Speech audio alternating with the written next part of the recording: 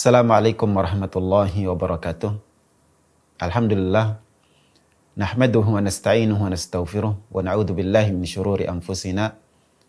Wa min sayyiati a'malina may yahdihillahu fala mudhillalah wa may yudlil fala hadiyalah.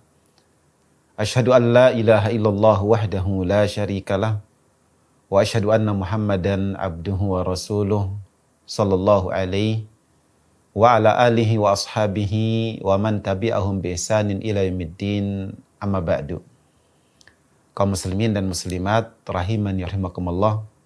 Segala puji bagi Allah Azza wa Jalla, Rabb alam semesta. Segala puji bagi Allah Azza wa Jalla yang sempurna zat dan sifat-sifatnya. Segala puji bagi Allah Azza wa Jalla, dialah satu-satunya zat yang berhak dan pantas untuk kita ibadahi. Kemudian salawat dan salam semoga senantiasa Allah Azza wa Jalla limpahkan kepada baginda yang mulia Nabi kita alaihi salatu wassalam, dan juga kepada keluarga dan sahabat-sahabat beliau serta segenap umat Islam yang istiqomah mengikuti jalan beliau dengan baik hingga akhir zaman nanti. Kaum muslimin dan muslimat rahimakumullah, pada kesempatan ini yang merupakan pertemuan yang keempat, kita akan melanjutkan pembahasan dari kitab Al-Ushul Tsalatsa, masuk di inti pembahasan, yaitu pembahasan tentang 3 perkara yang wajib kita ketahui sebagai hamba Allah, sebagai umat Islam.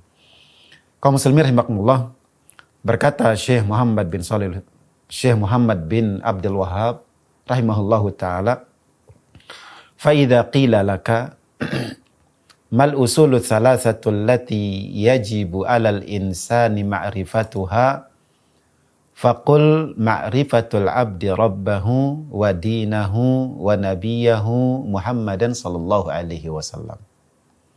Kata beliau, apabila dikatakan kepadamu, apakah 3 landasan yang wajib dipelajari, yang wajib diketahui oleh seseorang, maka katakanlah, yaitu mengenal Tuhannya, agamanya, dan nabinya Muhammad sallallahu alaihi wasallam. Ikhwan fillah, kaum muslimin rahimakumullah, inilah 3 perkara yang wajib diketahui oleh seorang hamba. Dan mengetahui 3 perkara ini sama dengan mengetahui agama seluruhnya. Karena agama kita tidak akan keluar dari 3 ini. Antara kita mengenal Allah Azza wa Jalla, atau mengenal agama kita, agama Islam, dengan tingkatan-tingkatannya, dan mengenal Nabi kita Muhammad alaihi salatu wassalam sebagai pembawa risalah, penyampai risalah, dan sebagai teladan kita umat Muhammad sallallahu alaihi wasallam. Kaum muslimin rahimakumullah, 3 perkara ini kita wajib mengetahuinya karena merupakan ujian nanti di alam kubur. Pertanyaan-pertanyaan yang akan ditanyakan di alam kubur, atau yang dikenal dengan fitnah kubur.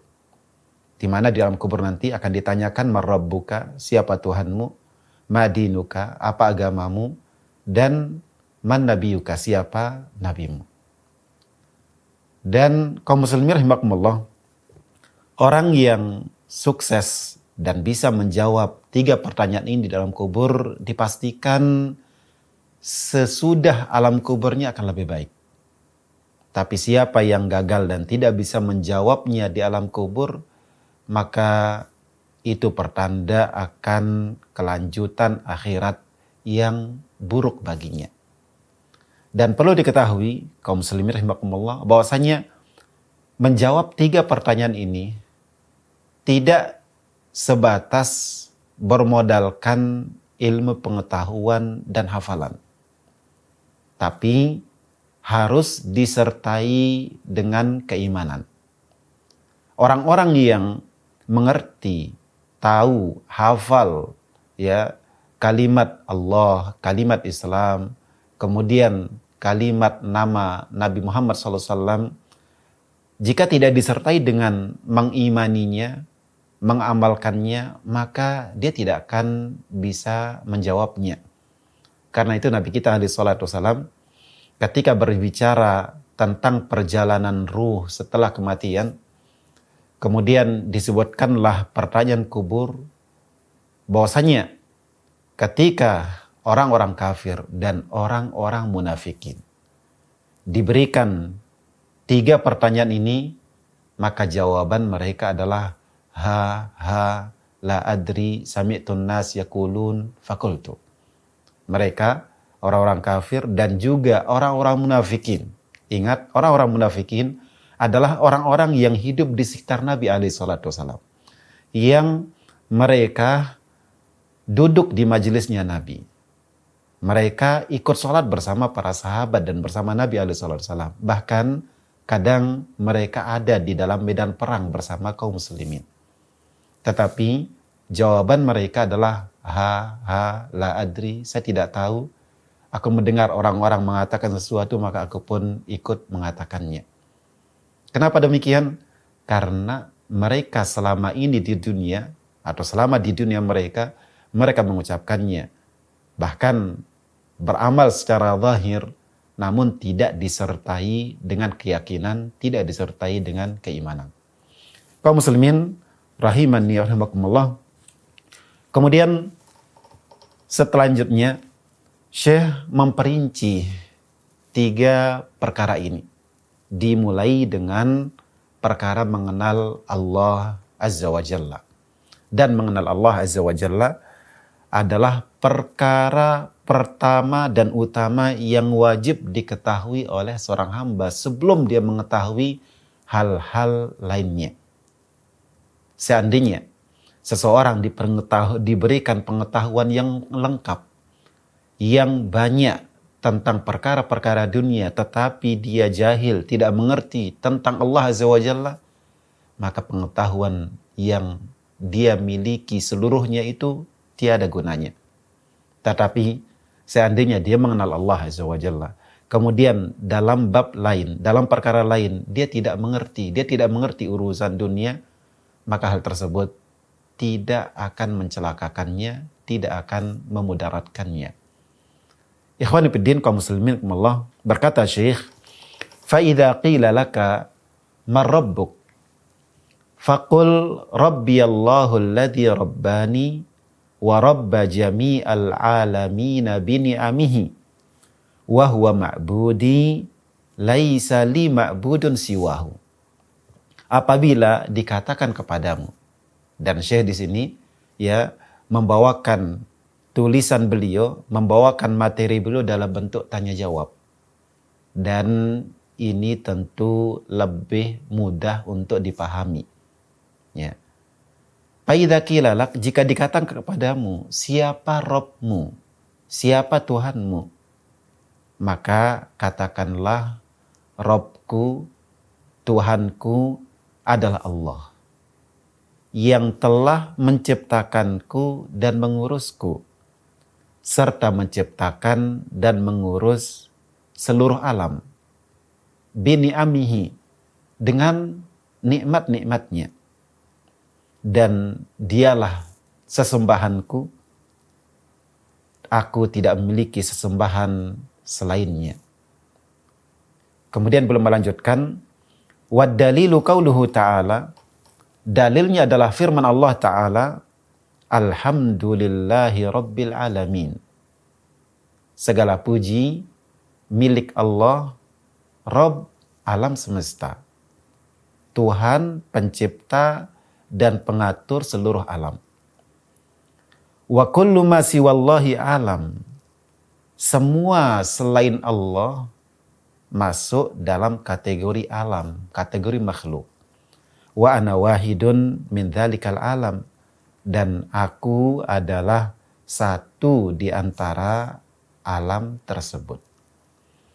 Kaum muslimin rahimakumullah, mengenal Allah Azza wa Jalla mencakup mengenal Allah sebagai Rabb, yaitu sebagai pencipta, pemilik dan pengatur alam semesta ini.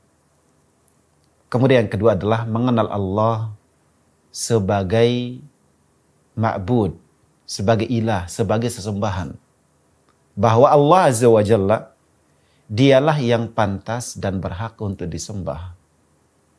Kemudian yang ketiga adalah mengenal Allah dengan nama-nama dan sifat-sifatnya. Sehingga mengenal Allah Azza wa Jalla mencakup 3 macam tauhid. Tauhid rububiyah, tauhid uluhiyah, dan tauhid asma wa sifat. Kaum muslimin rahimani wa rahimakumullah. Ketika Syekh penulis menerangkan bahwasanya Rabb kita adalah Allah, beliau memberikan keterangan.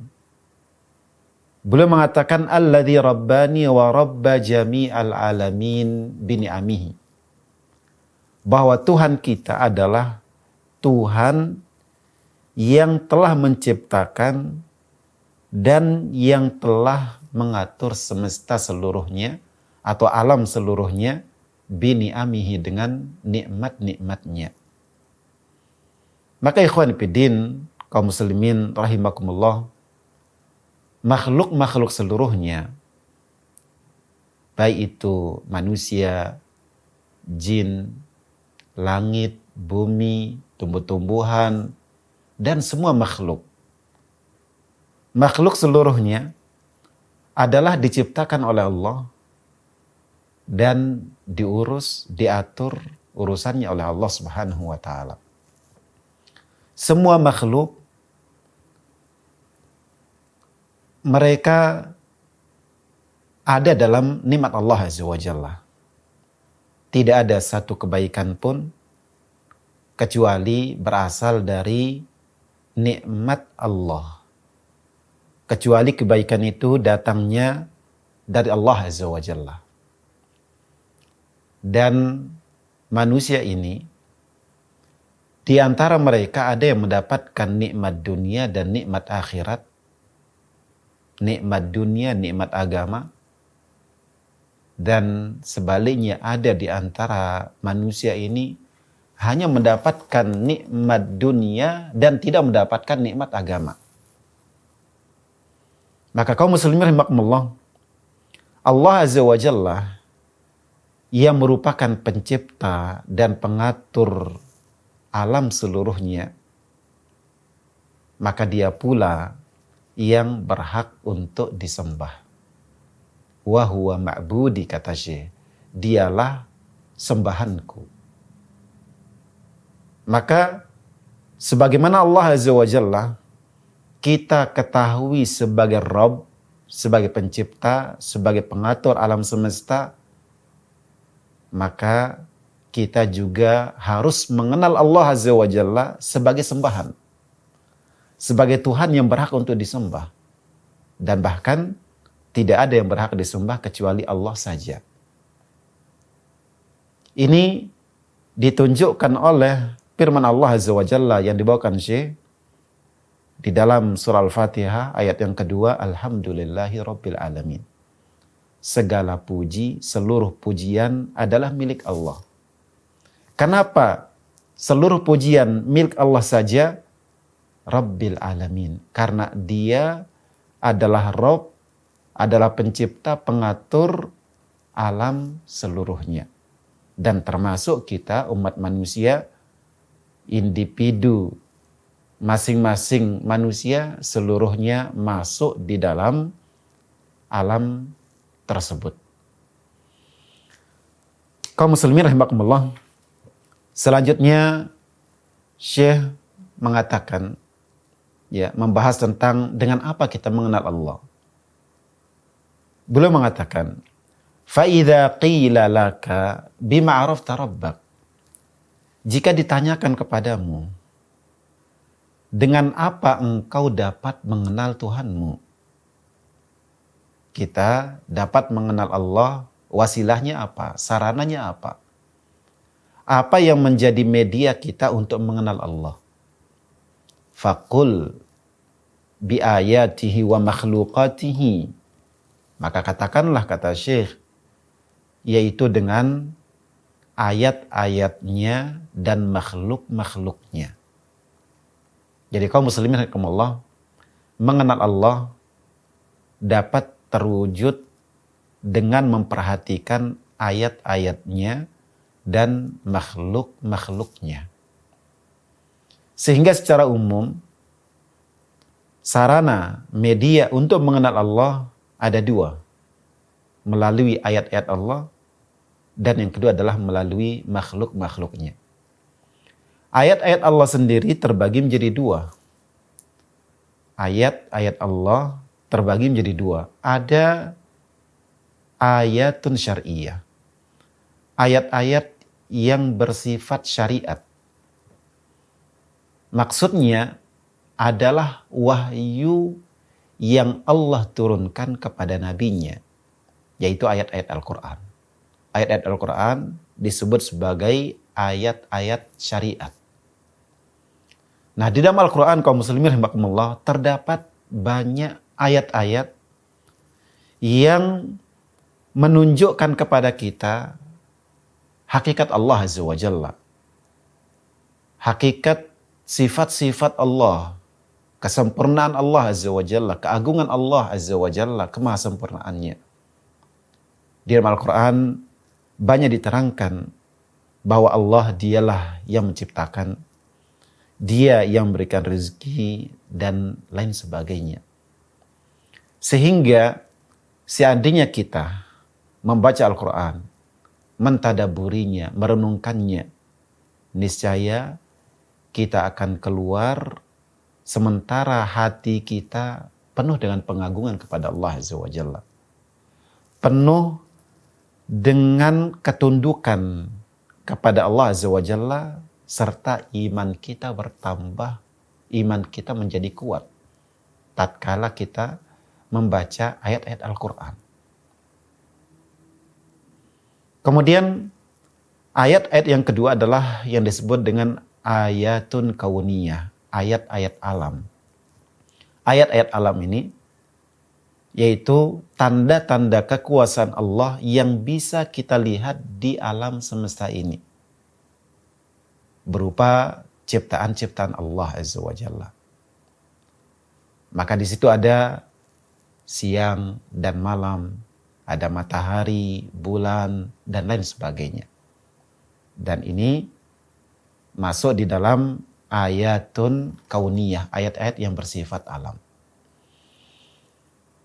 Kemudian yang kedua yang menunjukkan kita kepada Allah, yang mengarahkan kita kepada mengenal Allah adalah makhluk-makhluknya. Dan makhluk-makhluk Allah, dia masuk di jenis kedua dari ayat-ayat tadi, yaitu ayat-ayat kauniyah. Kemudian selanjutnya Syekh mengatakan, wa min ayatihi al-lailu wan nahar wasyamsu wal qamaru. Di antara ayat-ayat, tanda-tanda yang menunjukkan kemahakuasaan Allah, kesempurnaan Allah, eksistensi Allah adalah siang dan malam, matahari dan bulan. Wa min makhluqatihi as-samawatus sab'u. Sedangkan makhluk-makhluk Allah yang menunjukkan keberadaan Allah, eksistensi Allah, kemahakuasaan Allah, kesempurnaan Allah, yang menunjukkannya adalah langit yang 7. Wal araduna sab'u, juga bumi dengan 7 lapisnya. Wa man fihinna, serta makhluk-makhluk yang ada di 7 lapis langit dan 7 lapis bumi. Wa ma bainahuma, dan makhluk yang ada di antara keduanya, antara langit dan bumi. Masyaallah muslimin, kaum muslimin rahimakumullah, ya. Ketika kita sebagai hamba Allah Azza wa Jalla yang mau berfikir, kemudian kita melihat bagaimana siang dan malam silih berganti dengan teratur. Kita melihat bagaimana matahari dan bulan berputar dan tidak pernah bertabrakan. kita melihat bagaimana bagusnya, sempurnanya sistem alam ini.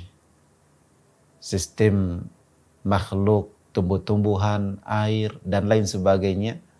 Ya. Ketika kita memperhatikan itu semuanya, maka hal itu akan membawa kita kepada keyakinan tentang adanya Allah, tentang kemahakuasaan Allah Subhanahu wa Ta'ala sebagai penciptanya dan sebagai pengaturnya. Kemudian kaum muslimin rahimakumullah, Syekh membawakan 2 ayat sebagai dalil tentang mengenal Allah melalui ayat-ayatnya dan makhluk-makhluknya. Beliau mengatakan wad-dalilu qauluhu ta'ala, dalilnya adalah firman Allah Ta'ala, wa min ayatihil lailu wan nahar wasyamsu wal qamar, di dalam surah Fussilat ayat 37. Di antara tanda-tandanya, di antara tanda-tanda yang mengenalkan kita kepada Allah, yang mengenalkan kita kepada keberadaan Allah, kekuasaan Allah, kesempurnaan Allah adalah siang dan malam, matahari dan bulan. Kemudian Allah melanjutkan, la tasjudu lisyamsi wala lil qamar. Janganlah kalian bersujud, beribadah kepada matahari dan kepada bulan, sebagaimana dilakukan oleh sebagian orang-orang yang menjadi penyembah matahari, penyembah bulan. Tetapi wasjudu lillahil ladzi khalaqahun, tetapi sujudlah kepada Allah yang telah menciptakan matahari dan bulan. In kuntum iyyahu ta'budun, apabila kalian beribadah hanya kepada Allah saja. Ikhwani fiddin rahimakumullah, jadi siang, malam, matahari, bulan, ini diantara tanda yang menunjukkan kita kepada Allah Azza wa Jalla, yang mengenalkan kita kepada Allah Rabbul Alamin.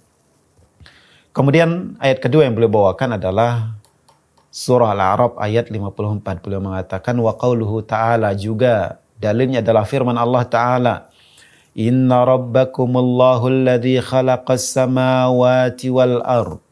Sesungguhnya Tuhan kalian adalah Allah yang telah menciptakan langit dan bumi dalam 6 masa. Tsummastawa 'alal arsy, kemudian dia bersemayam di atas arsy. Yughshil lailan nahara yatlubuhu hathitha, dia menutupkan malam kepada siang, saling mengejar dengan cepat. Wasyamsa wal qamara, juga Allah menciptakan matahari dan bulan. Wan nujuma musakharatin bi amrih, juga Allah menciptakan bintang-bintang seluruhnya tunduk kepada perintah Allah. Ya. Matahari, bulan, siang, malam, bintang-bintang seluruhnya tunduk kepada perintah Allah Azza wa Jalla. Ala lahul khalqu wal amru, ketahuilah hanya milik Allah penciptaan dan perintah. Allah saja yang menciptakan seluruh ini, dan yang memerintahkannya, yang mengaturnya, yang mengurusnya mutlak murni hanya Allah saja. Kemudian Allah melanjutkan, tabarakallahu rabbul alamin, maka maha tinggi, maha suci Allah yang merupakan Rabb alam semesta. Kaum muslimin rahimani rahimakumullah, maka seorang hamba yang ia memperhatikan matahari, bulan, siang dan malam, bagaimana dia silih berganti. Kemudian ketika seorang hamba juga memperhatikan bahwa makhluk seluruhnya ya berjalan teratur, ini semua membawa kita kepada keyakinan adanya Tuhan yang satu saja. Karena kaum muslimin rahimakumullah, secara logika, jika ada dua Tuhan yang menciptakan dan yang mengatur alam ini, tentu dia tidak akan teratur seperti ini. Karena masing-masing Tuhan akan punya keinginan yang berbeda. Kalaupun dalam banyak hal dia bisa bersepakat, maka pasti akan ada perbedaannya. Ada keinginan yang berbeda. Maka ketika itulah terjadi ketidakteraturan. Maka ketika kita melihat alam semesta ini begitu teratur, begitu rapi, ini menjadi petunjuk bagi kita tentang adanya Tuhan yang satu. Allah Azza wa Jalla berfirman di dalam surah Al-Mu'minun, ya, mattakhadallahu min waladin wa ma kana ma'ahu min ilah. Allah tidak pernah memiliki anak. Dan Allah pun juga tidak memiliki sekutu. Tidak ada Tuhan selain Allah. Kemudian Allah melanjutkan, idzan la dhahaba kullu ilahin bima khalaq. Seandainya ada Tuhan selain Allah, pastilah setiap Tuhan, setiap ilah itu akan pergi bersama ciptaannya. Wala ala ba'duhum ala ba'din. Sebagian akan saling mengatasi yang lain. Subhanallahi amma yasifun. Maka maha suci Allah, maha tinggi Allah dari apa yang mereka sifatkan. Yaitu orang-orang musyrikin yang membuat tandingan bagi Allah, yang mengatakan ada pencipta, ada pengatur alam semesta selain Allah Azza wa Jalla. Sesungguhnya apa yang mereka katakan itu tidak sejalan dengan akal yang sehat, akal yang lurus. Akal yang sehat akan mengatakan bahwa jika ada dua Tuhan, tiga Tuhan, empat Tuhan, maka alam semesta ini tidak akan teratur seperti ini. Kaum muslimin rahimakumullah, kemudian Syekh melanjutkan, dan ini sebagai penutup, beliau mengatakan war-rabbu huwal ma'bud. Rabb, Tuhan pencipta, pemilik dan pengatur alam semesta, huwal ma'bud. Dialah yang menjadi sembahan. Dan ini logis. Jika yang menciptakan, yang memiliki, yang mengatur, yang berizki, menghidupkan, mematikan, dan segala hal yang berkaitan dengan alam semesta ini ada di tangan Allah saja, maka pantasnya hanya Dia yang pantas untuk disembah. Ya.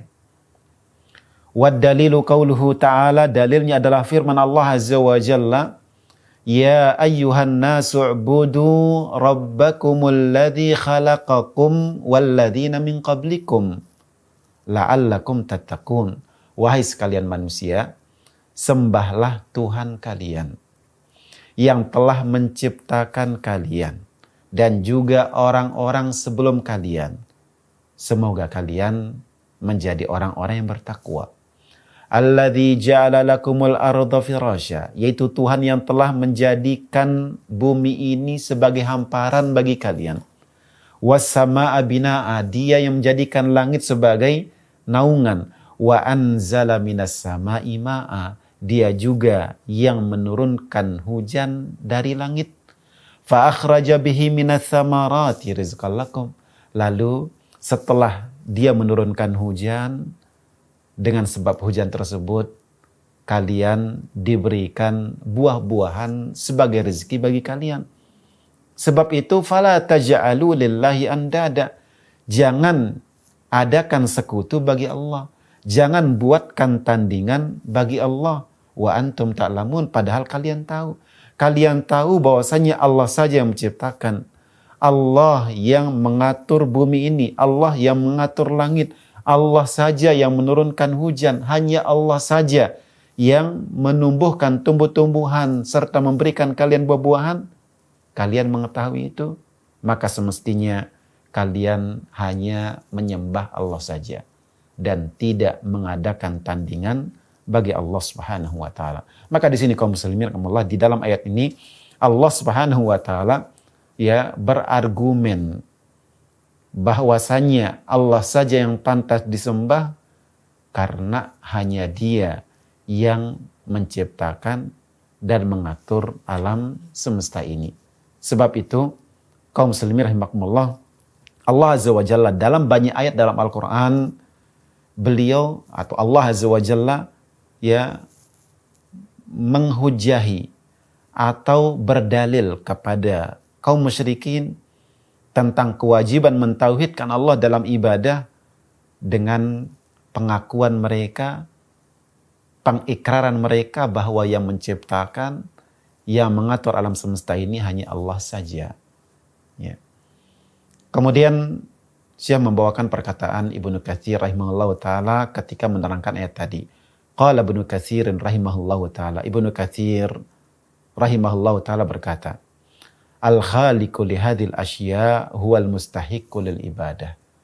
Yang menciptakan semua ini dialah yang berhak terhadap ibadah. Tentu kalimat ini dibawakan oleh Syekh secara makna.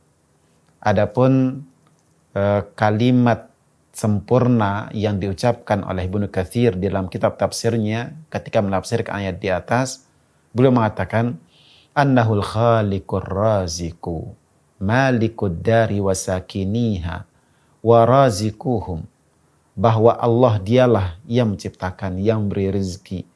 Dialah sebagai pemilik alam serta penghuninya serta yang memberikan rezeki kepada mereka. Fabihada yastahiqu an yu'bada wahdah, maka dengan ini semuanya hanya Dia yang pantas untuk disembah. Wala yusyraka bihi ghairuh, dan ia tidak boleh disekutukan dengan yang lainnya. Sebab itu Allah Azza wa Jalla berfirman, fala taj'alu lillahi andada, maka janganlah kalian membuat tandingan-tandingan bagi Allah, wa antum ta'lamun, padahal kalian mengetahui Allah yang menciptakan, yang memberikan rezeki, yang memiliki alam semesta ini dan seterusnya. Ikhwani fiddin rahimani wa rahimakumullah. Mudah-mudahan ya apa yang kita baca pada kesempatan ini ya menambah keilmuan dan wawasan kita serta menambah yakin kita tentang Allah Azza wa Jalla sebagai Tuhan satu-satunya yang pantas untuk disembah, yang pantas untuk diberikan berbagai macam ibadah yang kita lakukan. Wassallallahu ala nabiyina Muhammad. Wassalamualaikum warahmatullahi wabarakatuh.